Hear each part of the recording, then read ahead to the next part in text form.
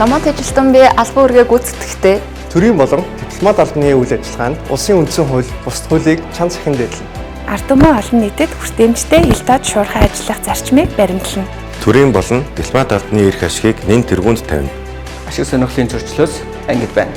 Төрийн болон албаны хувь хүний нууцыг хадгалан хамгаална.